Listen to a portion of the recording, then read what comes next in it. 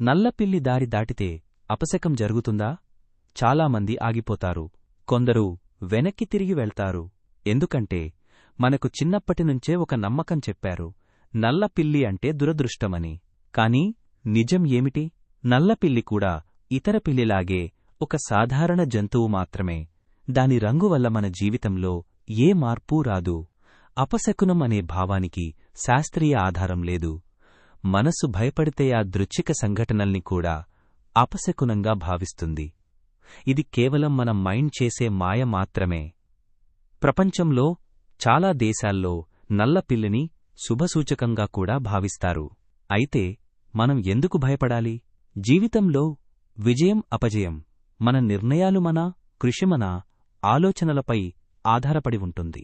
కాబట్టి మూఢనమ్మకాలను కాదు, నిజాలను నమ్మండి. భయాన్ని కాదు, బుద్ధిని అనుసరించండి. నల్లపిల్లి అపశకం కాదు, అది కూడా ప్రేమకు అర్హమైన ఒక జీవి మాత్రమే.